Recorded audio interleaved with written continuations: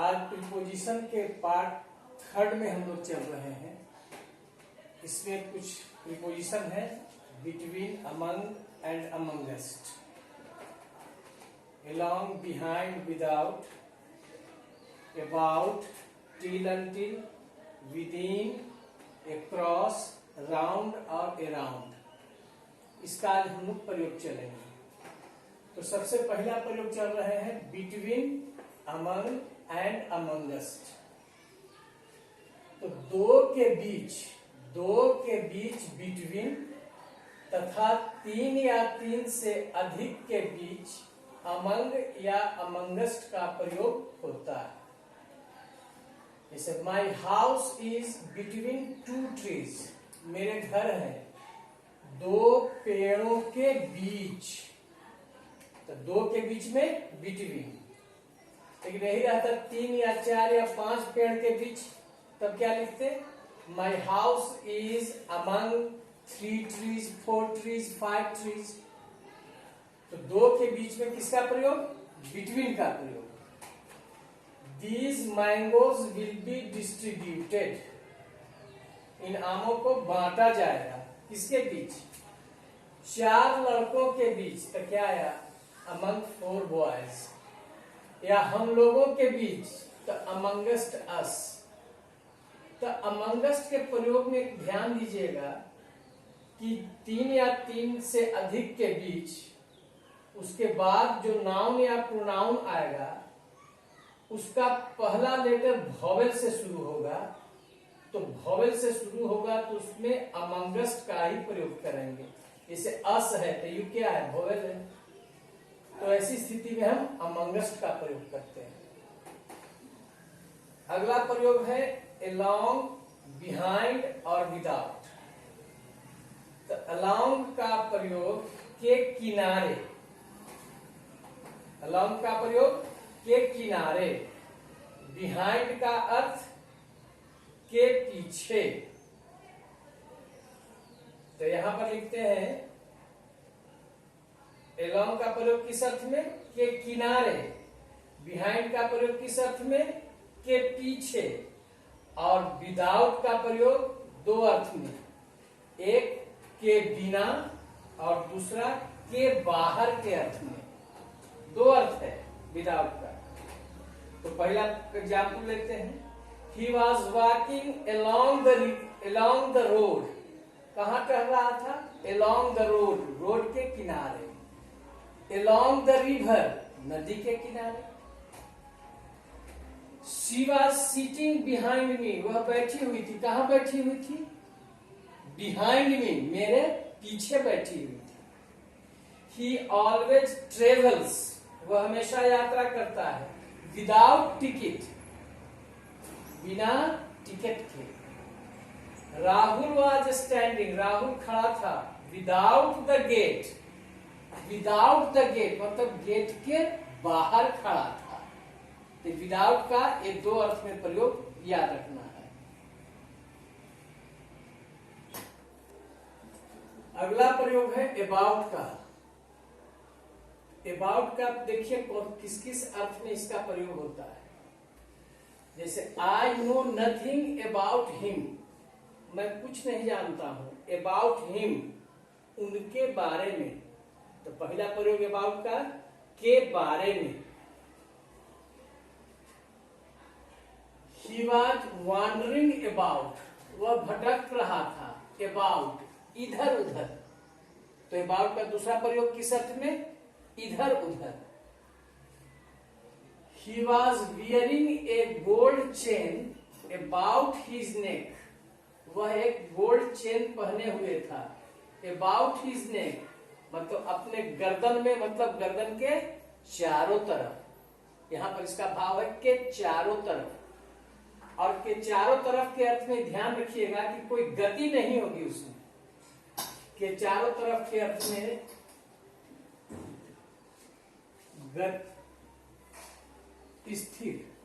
स्थिर अवस्था, स्थिर।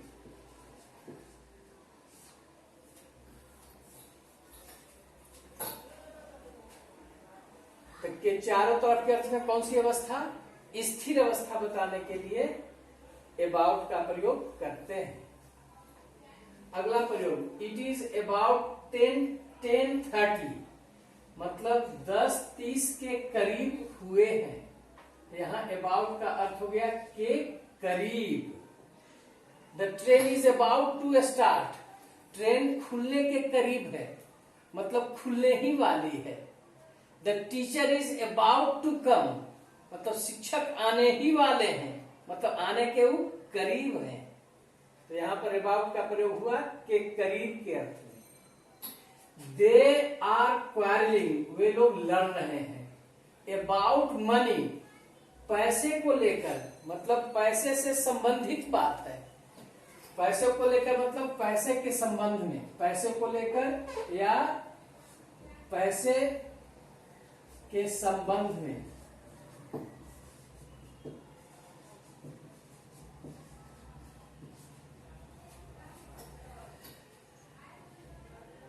They are quarreling about this piece of land, इस जमीन के टुकड़े को लेकर, अर्थात जो झगड़ा का कारण है इस जमीन के टुकड़ा को लेकर है, मतलब इससे संबंधित है। अगला प्रयोग, यदि अबाउट के पहले हाउ अबाउट या व्हाट अबाउट लगा हुआ रहे तो इसका मतलब समझिए दोनों का अर्थ कैसा रहेगा। और हाउ अबाउट या व्हाट अबाउट के बाद जब वर्ब आता है वो चौथा रूप में आता है, आईएनजी लग करके। तो हाउ अबाउट लर्निंग इंग्लिश, मतलब अंग्रेजी सीखना कैसा रहेगा। हाउ अबाउट लर्निंग इंग्लिश, अंग्रेजी सीखना कैसा रहेगा। How about going home today, आज घर जाना कैसा रहेगा। How about going for a walk, टहलने के लिए जाना कैसा रहेगा। तो यहाँ पर प्रयोग हुआ हाउ और व्हाट के साथ जब अबाउट आता है तो इसका अर्थ होता है कैसा रहेगा, मतलब कोई काम करना कैसा रहेगा। अब अगला प्रयोग है टिल एंड अनटिल, निश्चित समय के साथ तक के अर्थ में, तक के अर्थ में इसका प्रयोग होता है टिल अनटिल का। कैसा समय, निश्चित समय, जिसको अंग्रेजी में क्या कहते हैं, point of time. Point of time के साथ तक के अर्थ में टिल या अनटिल का प्रयोग किया जाता है। जैसे एग्जाम्पल देखिए, टिल या अनटिल 5 o'clock, 5 बजे तक। टिल या अनटिल नेक्स्ट फ्राइडे, अगले शुक्रवार तक। टिल 2021, 2021 तक।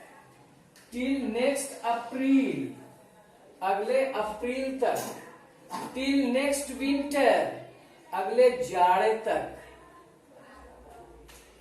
ये हो गया प्रयोग आपका टिल और अनटिल का। एक ही प्रयोग होता है तक के अर्थ में, निश्चित समय के साथ। अगला है विदिन। विदिन का मतलब होता है एक सीमा के अंदर, एक सीमा के भीतर। जैसे he will return within 5 days, वह लौटेंगे कब, विदिन 5 days, मतलब 5 दिन के अंदर या 5 दिन के भीतर। एक समय सीमा हुआ कि उसके अंदर ही लौट जाएंगे। You should keep this information, तुम्हें इस इंफॉर्मेशन को रखना चाहिए। कहाँ रखना चाहिए, विदिन योर फैमिली, अपने परिवार के अंदर, मतलब अपने परिवार से बाहर इसको मत जाने दे। इस इंफॉर्मेशन को, इस इंफॉर्मेशन को अपने परिवार के अंदर ही रखे। It is difficult for him, उसके लिए यह कठिन है। क्या कठिन है, to live within his income, कि वह जीवित रहे विदिन हिज इनकम, अपने आमदनी के अंदर, मतलब उसकी आमदनी इतनी कमजोर है कि उस आमदनी के अंदर वह जीवित नहीं रह सकता है, मतलब जीना उसके लिए बहुत कठिन है। अगला प्रयोग है एक क्रॉस। एक क्रॉस का प्रयोग देखिए क्या है, his house is just across the road. उसका घर कहाँ है? बिल्कुल रोड के उस पार, मतलब उस पार के अर्थ में आया है पहला प्रयोग अक्रॉस का। अक्रॉस द रिवर, नदी के उस पार, मतलब there is a bridge across the river. एक पुल है नदी के उस, मतलब एक छोर से दूसरे छोर तक। यहां पर हम ओवर का भी प्रयोग बताए थे, तो यहां इस स्थिति में अक्रॉस के जगह पर ओवर का भी प्रयोग कर सकते हैं। तो दूसरा प्रयोग हुआ एक छोर से दूसरे छोर तक। अब इसमें कुछ और प्रयोग याद रखिए। रन अक्रॉस, दौड़कर पार करना। फ्लाई अक्रॉस, उड़कर पार करना। वॉक अक्रॉस, चलकर पार करना। स्विम अक्रॉस, तैरकर पार करना। और एक फ्रेजल वर्ब याद रखिएगा, बहुत इंपॉर्टेंट शब्द है, कम अक्रॉस, अचानक मुलाकात होना। आई केम अक्रॉस योर फादर, मतलब मुझे तुम्हारे पिताजी से अचानक मुलाकात हुई। तो अचानक मुलाकात होना में कम अक्रॉस का प्रयोग करते हैं। यह बहुत इंपॉर्टेंट जो है सो फ्रेज है। अगला प्रयोग है round and around.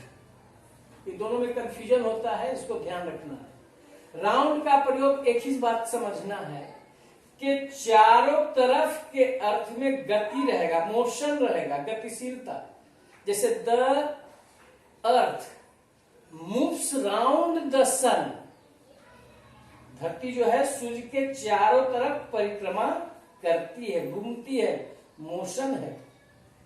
He was running round the field, वह फील्ड के चारों तरफ दौड़ रहा था।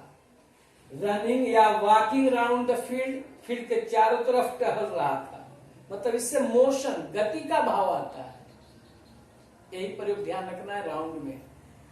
जबकि आप यहां देखे थे अबाउट में के चारों तरफ, गर्दन में सोने का चैन, मतलब वो क्या है? स्थिर अवस्था है। अराउंड का जो प्रयोग किया जाता है, तो अराउंड का प्रयोग 3 अर्थों में किया जाता है। पहला देखिए, इट इज अराउंड 12:30, मतलब टाइम बताने में, टाइम वाले शब्द में अराउंड का प्रयोग के करीब के अर्थ में किया जाता है। टाइम वाले शब्द के पहले अगर अराउंड रहे तो उसका अर्थ हो जाता है के करीब, मतलब 12:30 के करीब हुआ है। दूसरा एग्जाम्पल देखिए, ही लिव्स अराउंड राजा बाजार, स्थान के पहले आया है, तो किसी स्थान के पहले यदि अराउंड आता है तो उसका अर्थ हो जाता है के आसपास। जैसे ही लिव्स अराउंड राजा बाजार, मतलब वह कहाँ रहता है? राजा बाजार के आसपास। और तीसरा प्रयोग है, he is wearing A chain around his neck. यहाँ अराउंड हिज नेक का मतलब हुआ गर्दन में, अर्थात गर्दन के चारों तरफ, गर्दन के चारों तरफ, और स्थिर अवस्था।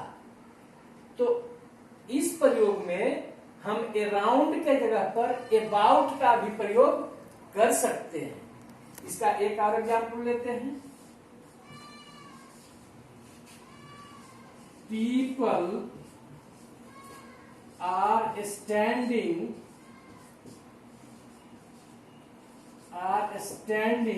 पीपल खड़े हैं।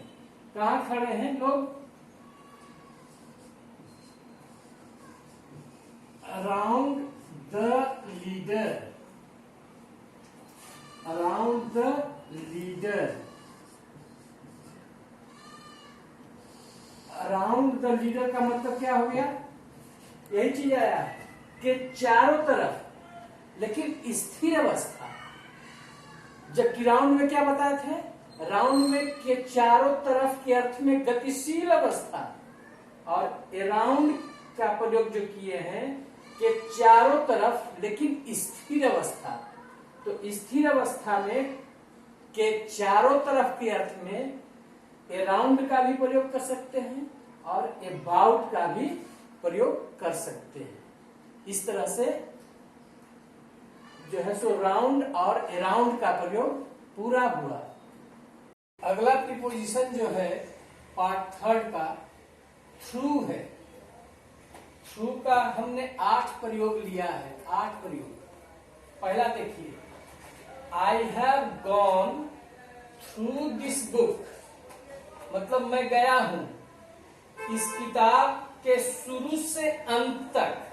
तो पहला प्रयोग शुरू से अंत तक, इस किताब के शुरू से अंत तक मैं गया हूं, मतलब मैंने इसको देखा है, इस किताब को शुरू से देखा है और शुरू से लेकर के अंत तक देखा है।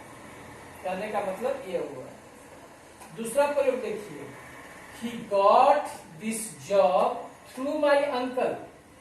थ्रू के बाद कोई व्यक्ति यदि आते हैं तब इसका अर्थ हो जाएगा के माध्यम से, मतलब उसे यह नौकरी मिली मेरे अंकल, मेरे चाचा के माध्यम से, के मदद से, ऐसा कह सकते हैं।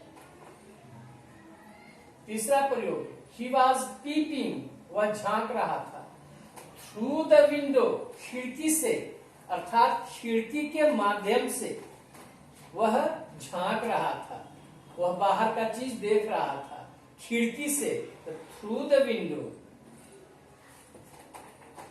चौथा प्रयोग है he came, वह आया, थ्रू द फील्ड, मतलब फील्ड से होकर, अर्थात उसके अंदर से।